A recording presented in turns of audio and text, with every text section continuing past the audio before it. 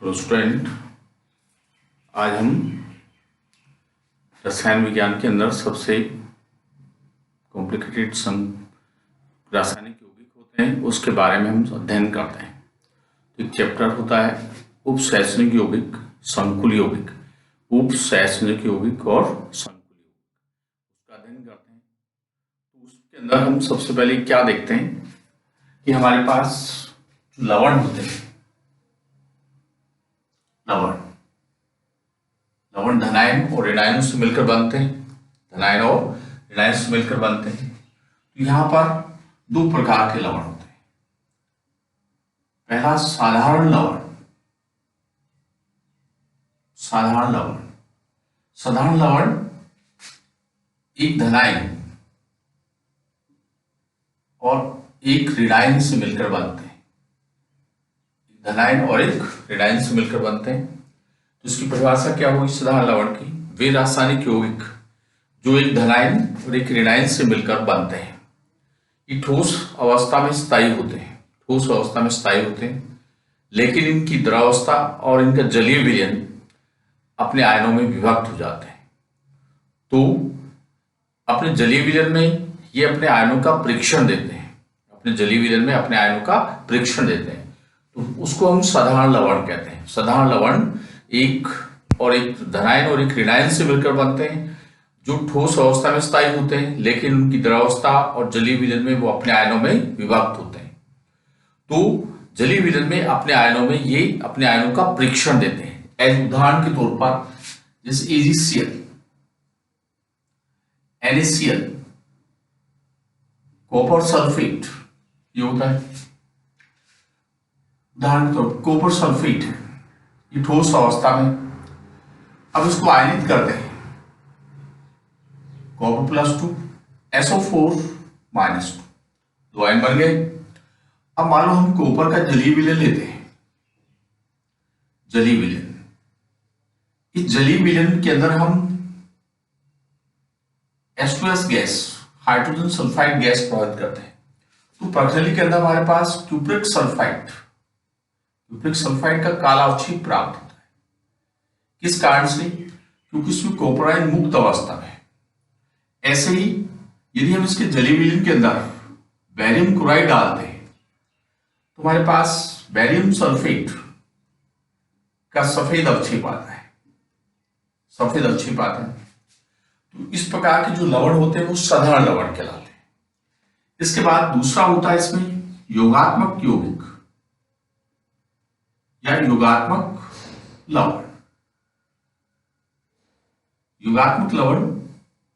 जो दो या दो से अधिक साधारण लवण से मिलकर बनते हैं। योगात्मक यौगिक जो दो या दो से अधिक साधारण लवणों से मिलकर बनते हैं। तो योगात्मक यौगिक के दो प्रकार होते हैं। पहला प्रकार दिक् लवण, डबल साल्ट कहते हैं। दिक् लवण योगात्मक यौगिक का पहला प्रकार होता है। तो इसमें क्या है, दो या दो से अधिक साधारण लवणों से मिलकर बनते हैं।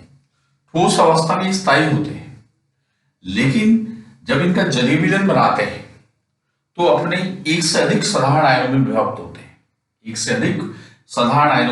होते हैं। तो उसमें साधारण लवणों का जो अनुपात है वो निश्चित होता है। साधारण लवणों का अनुपात क्या होता है? निश्चित होता है। और ये अपने जलीय विलयन में एक से अधिक साधारण आयन देते हैं। वो धनायन भी हो सकते हैं और ऋणायन भी हो सकते हैं। जैसे उदाहरण के तौर पर पोटास एलम, जिसको हम सामान्य भाषा में फिटकड़ी कहते हैं, जो नाई की दुकान पर या घरों के रसोई घर में उपस्थित रहती है। तो इसके अंदर क्या होता है? Potassium sulphate, aluminium sulphate, 24H2, ये पहला साधारण लवण हो गया, दूसरा हो गया। इन दोनों के मिलने से K2SO4, Al2SO4 की होल थ्राइस 24H2, ये दिक् लवण हो गया। ये ठोस अवस्था में ही रहेगा, लेकिन जब हम इसका जलीय विलयन बनाते हैं तो जलीय विलयन में क्या होगा, K2SO4 Al2SO4 whole thrice 24H2। जैसे जलीय विलयन बनाएंगे तो हमारे पास एक से अधिक साधारण लवण, जैसे potassium, sulphate, aluminium sulphate plus 24H2 ये प्राप्त होता है। ये पहला दिक् लवण होता है। जैसे दूसरा उदाहरण मोहर लवण, जिसका दूसरा नाम होता है फेरस अमोनियम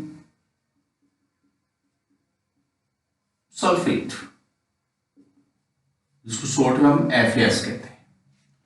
तो ferrous sulphate plus 6NH4 whole twice SO4 6H2, इन दोनों के मिलने से FeSO4 NH4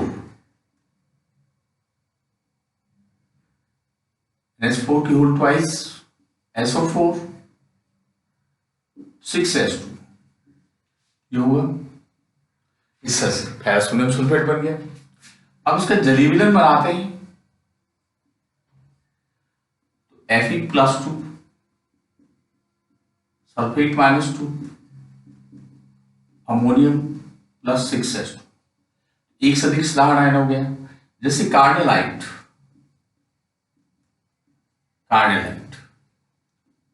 KCl MgCl2 6H2 K plus Cl minus Mg+2 Cl minus 6H2। इस तरह के जो लवण बनते हैं उसको हम दिक् लवण या डबल साल्ट कहते हैं।